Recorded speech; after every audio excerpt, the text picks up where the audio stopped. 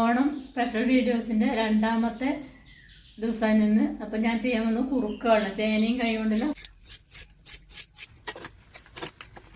ചേനയും കൈ കൂടി മുറിച്ച് കഴുകി അതിന് മീതെ വെള്ളം നിൽക്കുന്ന വിധത്തിൽ വെള്ളം ഒഴിച്ചു കൊടുത്ത് 1 സ്പൂൺ കുരുമുളക് പൊടി, 1 സ്പൂൺ മുളക് പൊടി, കുറച്ച് മഞ്ഞൾപ്പൊടി ഇട്ട് അടുപ്പത്തേച്ച് വേവിക്കാൻ വെച്ചിട്ടുണ്ട്. തിളച്ചിട്ടാകുമ്പോൾ ഉപ്പിട്ട് കൊടുക്കുക. അതിന് 3 പച്ചമുളകും കുറച്ച് ജീരകവും കുറച്ച് മഞ്ഞൾപ്പൊടി മോരിൽ നമുക്ക് പേസ്റ്റ് പോലെ അരച്ചെടുക്കാം.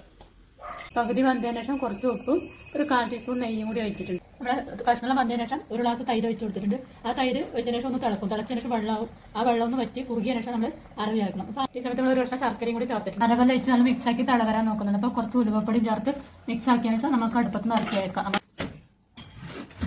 കുറുക്കാള് റെഡിയായി, അടിപൊളി ടേസ്റ്റ് ഉണ്ട് ഞാൻ നോക്കി.